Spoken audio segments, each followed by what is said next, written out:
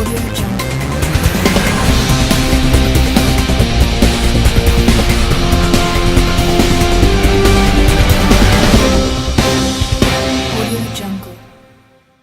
Tyler Smith, 2018 is a big year in the sport of triathlon, not just for you, but for the sport generally. In 2018, we have obviously Commonwealth Games, the big one in April here in Bermuda. Yeah. But how are you setting yourself up for 2018? For me, hopefully, the biggest race in 2018 will be the Commonwealth Games, and that's something that I'm really trying to target, and hopefully I make the selection for that competition. So right now, up until now, I've just been focusing on laying down a solid base of training and really trying to take advantage of being back in Bermuda and the relatively good weather for me. And then hopefully later in the year start to build on more speed and continue from where I was last year. Now, you currently train with a group of athletes who are well known around the world.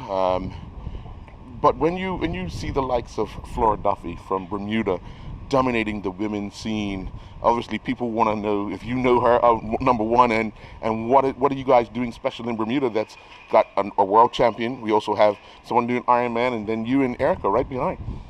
Yeah. When you say you're from Bermuda, the number one thing that you get within triathlon is, do you know Flora Duffy and stuff? And I think Bermuda Triathlon's in a really, really good place right now. Obviously, we have a world champion. Then we have Tyler, who's doing very well in the long distance stuff, and then Erica and myself coming up through the junior ranks, and then there's even some more youth in the youth sort of division behind us, and then hopefully we'll be able to put a mixed relay team together for the Commonwealth Games, and I think that would be something that's very special, and it's pretty motivating to have that as a goal as well, because obviously you have other people that you don't want to let down on the team. So that's something that I think all of us are definitely looking forward to being able to do, and being able to represent Bermuda in that way, which is unique. If that's able to come off the Commonwealth, although it's the Olympics is down the road, but Commonwealth, being in the same, what we would call same stable as the likes of Tyler Butterfield and Flora Duffy, would be something special for you and obviously your family. Yeah, that would be a huge honor.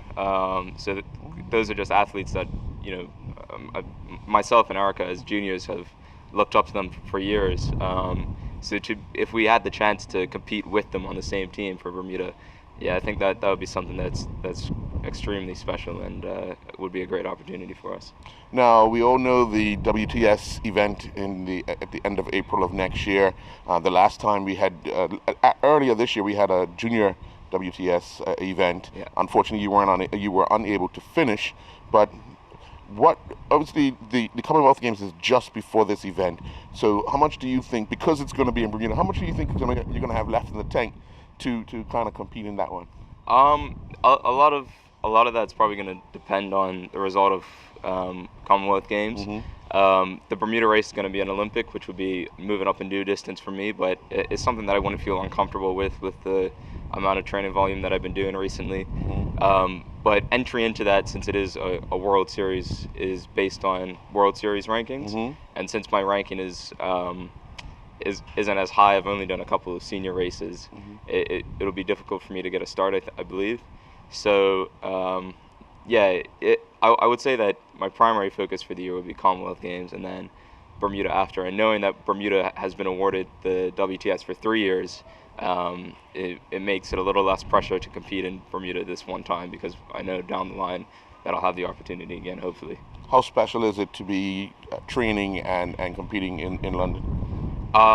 It's a great environment. Some of the best triathletes in the world training there, so it's really just good to be into that training environment. And I think my result at Junior Worlds this year sort of reaffirmed and gave me more confidence in the program, seeing that I was able to go from where I was, which was in the 40s, to 11th within this time of 1 year, and largely due to that program, is something that I've really sort of taken away, and has helped build to my confidence and helped me invest further in the program. Prior to you leaving, what would you say your strength was, and now after a year and a bit in the program, what do you think your strength is now? I'd say that swimming and cycling were my strengths before, and they largely still are. But that being said, my running has, I think, improved pretty significantly over the last year, and as well as my swimming and cycling. So they're all getting better probably at the same rate, but since I started off with more of an advantage as a swim cyclist, that's still my best. What fuels your fire for being on the start line at a triathlon? I mean, there's a lot of things. Obviously, sort of trying to make your family proud, the people that put a lot of time and effort into trying to see you succeed. That's something that goes to your mind, and then as well as making and representing Bermuda and the Bermuda Triathlon Association and all the clubs that I've represented in Bermuda proud as well. There's so many people, most of them volunteers, who have put time into helping me with my training for the last 10, 12 years that I've been doing sort of this in Bermuda. So knowing that you have that much support, knowing you come from sort of a small island where it's such a close interlinked community is something that really drives me. And then after the race, when you just come back and then you realize that there's people that have actually been sort of following what you do, that's something that really drives and motivates me. Now, a bit of a challenge in the household because your mom is quite a triathlete herself. Feel any pressure trying to outdo her on the other side? Yeah. Well, yeah. She's been to 2 Commonwealth Games, and the sport's changed a bit since then. But that's definitely something that motivates me. And coming back, in Leeds, I had the luxury of being able to train throughout the day when I'm not in uni. But you come back here and she's up at 4:30 and stuff, and it makes you feel a bit lazy. But no, it's good to have someone that understands it in the house. And yeah, I think there's a healthy bit of competition between us. But yeah, it's good. When you're away in school, do you miss Bermuda any bit? Yeah, definitely. It's sort of if there's a training group like that in Bermuda, then without a question, I would still be here. But to get sort of the competition and to be training with that level of people, I think you have to go abroad. But that being said, the last 3 weeks or nearly 3 weeks that I spent in Bermuda have been some of my best training to date, and that's just being able to take advantage of the different cycling groups and running groups and swim groups that are so strong here in Bermuda. What would you say would be the difference between the person that won your last junior event and say you? The biggest difference would be on the run. The guy that won the last junior event, Junior Worlds, he'll go to Commonwealth Games for Australia, so he's quite strong. Mm-hmm. The biggest difference would be on the run because we came off the bike together. I came out of the water 7 seconds behind him or something like that. So I'm there with them up to that point, but once it gets onto the run, that's where some of the guys have just an extra gear to go into, and I'm still trying to develop that. What would you say would be your ideal course, especially on the bike, for the 3 disciplines? Would you like a hilly course to challenge people, or would you like a flat course?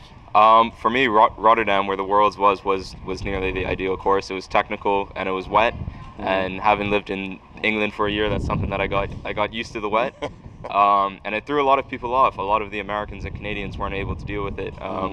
And people that had beat me my whole junior career up to that point, I was able to put significant time into them.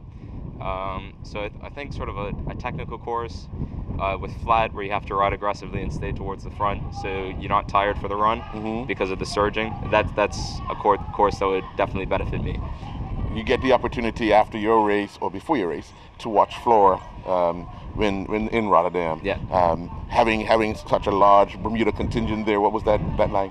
Yeah, it was tremendous to see the amount of Bermuda flags and stuff supporting Flora, and then even during my race, there's people. My race was at 8 o'clock in the morning, right. And some of the people there for the age group race were brave enough to come out in the terrible conditions to support, which is something that I really appreciated, and it was just a great atmosphere to see a Bermudian win the World Championship and the Bermuda flag be raised to the highest level on the podium. Yeah, it was something special, and it is pretty inspirational to see someone accomplish that.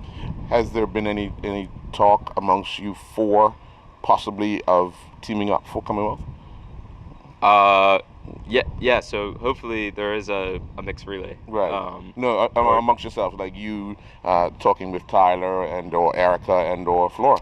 Yeah, I haven't seen Flora since Rotterdam, but Right. I spoke to Tyler last night. We did a track session, and it sounds like he's gonna get in the pool with us later today. And then Erica, I've seen around as well. So I think yeah, we're all looking forward to Commonwealth Games and just hoping to hear about whether we've all made the selection in the coming weeks. All right. So when do you head back? And what's your first event for 2018? So I head back on January 7th, Mm-hmm. and my first event for 2018, I haven't really decided yet. It'll probably be something early off in the season and try to get maybe a European Cup or something. Because Commonwealth Games is in the Southern Hemisphere in Australia, that means that there's not a lot of opportunity to do races before that. So it's going to be sort of interesting to see the different approaches that people take, whether they want to do a lot of racing before that or come in maybe just with one race. Definitely for me, I want to get at least one race done before you turn up to Gold Coast. What are the coaches saying? Obviously, because you've talked to them about possibly competing in Australia, but what advice are they giving you as far as being prepared for the entire package? Yeah, it's sort of a tough one. There's a lot of people that I've trained with that have already been confirmed that they're qualifying, so they're already starting to change around their training programs.